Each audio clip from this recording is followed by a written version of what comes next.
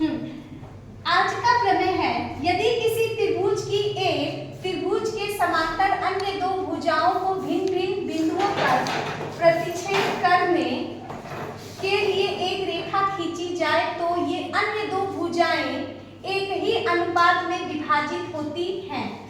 इसी को इंग्लिश में जानते हो, इंग्लिश में इसी को बोलते हैं बीपीटी, बेसिक प्रोपोर्शनल थ्योरम या थेल्स थ्योरम। इसी का नाम थाले थ्योरम, थाले का प्रमेय, थेल्स थ्योरम, इस नाम से हम जानते हैं। ठीक है, अब यही चीज इंग्लिश में कैसे है? If a line is drawn parallel to one side of a triangle intersecting the other two sides, then it divides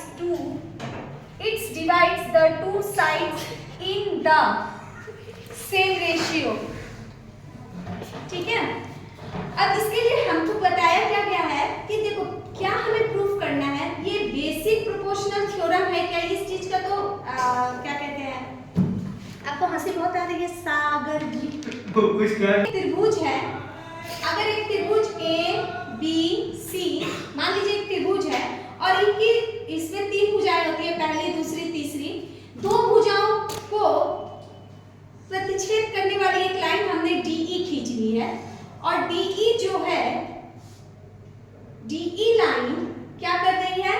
त्रिभुज की दो भुजाएं, जिसको इंग्लिश में बोलेंगे टू साइड्स ऑफ ट्रायंगल, इसको डिवाइड कर रही है। मतलब डिवाइड नहीं, इंटरसेक्ट कर रही है, डिवाइड कर रही है। दो यह एक लाइन इसे दो अनुपातों में विभाजित कर रही है। तो आपको ये सिद्ध करना है कि ये जिस अनुपात में ये दो भुजाएं विभाजित हो रही हैं वह अनुपात समान अनुपात में है, एक ही अनुपात है। अगर ये 1:2 में डिवाइड हो रही है तो ये भी 1:2 में डिवाइड होगी। तो ऐसा कब होता है? इसमें क्वेश्चन में ही पहले बोल दिया गया है कि किसी त्रिभुज की एक भुजा के समांतर यदि एक रेखा खींची जाए तो वह त्रिभुज की दो अन्य भुजाओं के भिन्न भिन्न बिंदुओं पर प्रतिच्छेद करने वाली रेखा क्या करती है? उन दोनों भुजाओं को समान अनुपात में विभाजित करती है। ये आपका चीज है, मतलब यही आपका थ्योरम है। इसको प्रूफ करने के लिए आप क्या करोगे? सबसे पहले तो आप गिवन लिख लो, a triangle ABC is in which DE parallel to BC, यानी ये DE लाइन जो है BC लाइन के क्या है? पैरेलल है। ठीक है, समझ में दिख रहा है? साहिल दिख रहा है? यस। नहीं दिखेगा तो आप बोल सकते हो कि दीदी नहीं दिख रहा, आप एक बार फिर से बोल दीजिए या उसको बना दीजिए। देखिए ABC एक त्रिभुज है और DE इसका क्या है? DE लाइन जो है BC के समांतर है। ठीक, और ये AB लाइन को और AC लाइन को, इस AB को D पर और AC को E पर प्रतिच्छेद कर रही है। इसी चीज को हम हिंदी में कैसे लिखेंगे? त्रिभुज ABC में DE BC के समांतर है। अगली लाइन, एंड और intersecting AB in D and AC in E। AB को यह D पर इंटरसेक्ट यानी प्रतिच्छेद करती है और AC को बिंदु E पर प्रतिच्छेद करती है। हिंदी में क्लियर है सागर? आगे करना क्या है इसके आगे करना है कि AD बटा BD समान अनुपात में है AE बटा EC। ठीक है, अब इसके आगे क्या करना है? इस कोई भी चीज को प्रूफ करने के लिए अगर हमें कंस्ट्रक्शन की जरूरत पड़ती है तो हम वो कर सकते हैं। अगला पॉइंट, हम कंस्ट्रक्शन क्या करेंगे कि हम E से AD वाली लाइन पे परपेंडिकुलर लाइन खींचेंगे। ये मानकर चलिए, देखिए ये E से ये वाला छोटा वाला त्रिभुज आप देख रहे हैं, इस पर हमने एक परपेंडिकुलर लाइन ड्रॉ कर दी है और इस पर भी एक पॉइंट D से हमने एक दूसरी परपेंडिकुलर लाइन खींच दी है। यानी एक ही ट्रायंगल में दो परपेंडिकुलर लाइंस हैं, एक ये और एक ये। इसका नाम हम दे देंगे F और इसका नाम G, इसका नाम F और इसका नाम G। ठीक है, अब किसी भी त्रिभुज का मान लो ये ADE है, ये हमने लिख लिया, कंस्ट्रक्शन में लिख दिया कि B को E से मिलाया गया है और किसको किससे मिलाया गया है? B को E से मिलाया गया है, C को D से मिलाया गया है और EF लाइन जो है वो क्या है? इस पे किस पे लंब है? परपेंडिकुलर है BA पर। और DG लाइन जो है ये रही D और ये रही G। DG लाइन जो है CA कंस्ट्रक्शन में। प्रूफ यानी अब आप ले रहे हो प्रमाण। आपने कहा था ना सागर, आप हिंदी भी बोलते चलिएगा। ये रहा रचना, इसको रचना कहेंगे, इसको प्रूफ करेंगे, इसको सिद्ध करना है कहेंगे, और गिवन यानी दिया है। बाकी सब में हिंदी बोलती ही जा रही हूँ, आप समझ में आ रहा होगा, बाकी सब बुक में भी आप देख सकते हो। प्रूफ में हमने क्या लिखा कि इस ट्रायंगल का अगर मुझे एरिया निकालना होगा तो इसमें एक त्रिभुज का क्षेत्रफल निकालने के लिए हम क्या लिख सकते हैं। एक त्रिभुज का क्षेत्रफल, कभी भी त्रिभुज का क्षेत्रफल 1/2 आधार गुणे ऊंचाई होती है, उसकी संगत ऊंचाई। तो इसका अगर आधार हम AD लेते हैं तो इसकी ऊंचाई क्या लेंगे, EF। तो हमने लिख दिया यहाँ पे एरिया ऑफ ट्रायंगल ADE। इसी चीज को हम यहाँ पे कर रहे हैं, ADE को लिख रहे हैं हाफ बेस इंटू हाइट, यानी हाफ 1/2, बेस इसका हो गया AD और हाइट हो गई इसकी EF, AD and EF। Clear. अब इसी में दो परपेंडिकुलर लाइंस हैं, ऐसे दो परपेंडिकुलर हमने कंस्ट्रक्शन में लिया, कुछ तो रीजन होगा प्रूफ करने के लिए तभी तो लिया है। तो दूसरा अगर लिया है तो इसको भी यूज कर लेते हैं। मान लो ये नहीं है, तब हम क्या लिखेंगे, इसका क्षेत्रफल, त्रिभुज ADE का क्षेत्रफल लिखेंगे कैसे, ये हो गया तुम्हारा बेस। अगर बेस तुम AE लेते हो तो हाइट तुम्हारी हो जाएगी DG, ऐसा कुछ लिखा हुआ है AE इंटू DG, यानी एक ही त्रिभुज को हमने दो तरीके से लिख लिया, और ये मीन्स या, ठीक है, ऐसे और ऐसे दोनों तरीके से लिखा जा सकता है। अब हम आते हैं इसी, ये थोड़ा सा ट्रायंगल गंदा हो गया है, क्लियरिटी नहीं आ रही थी इसलिए मैं मिटा दूं। अभी आप सब वापस देखो, यहाँ A है, यहाँ B है, यहाँ C है, और ये DE लाइन हमारी पैरेलल लाइन थी, समांतर भुजा थी। एक ये परपेंडिकुलर लाइन है और एक ये परपेंडिकुलर लाइन है। इधर हमने F लिखा था, ये G लिखा था, और ये क्या है, कुछ नहीं है, बस मिलाया गया B को E से, C को D से।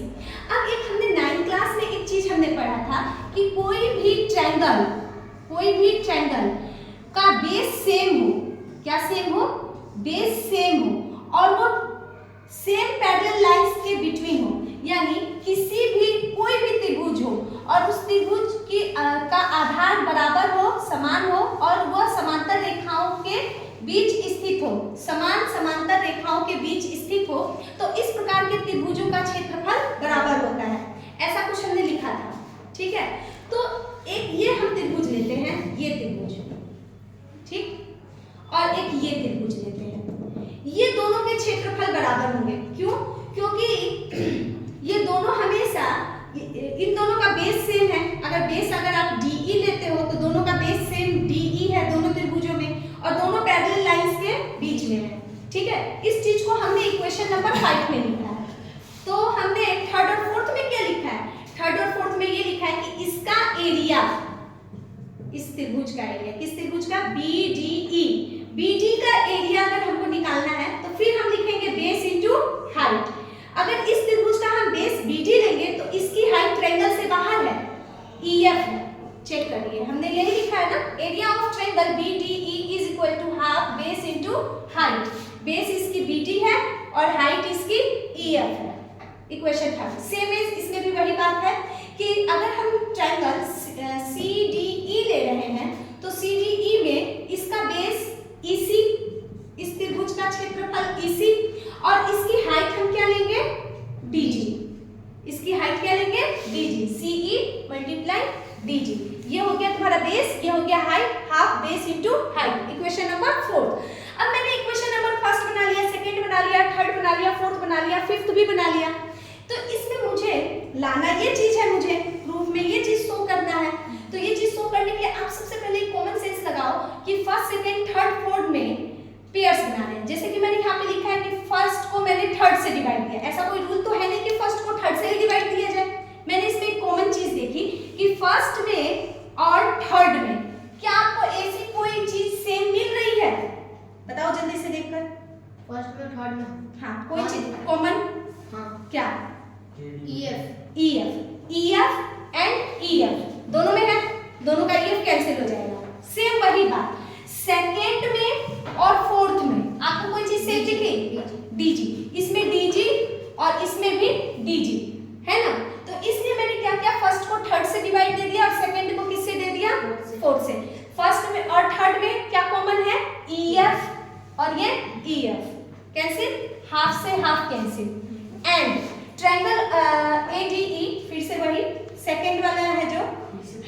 ए E multiply D G, half A E multiply D G. और फोर्थ क्या है, C D E, area of triangle C D E, इसमें भी है half E C multiply D G, D G to D G cancel, half to half cancel.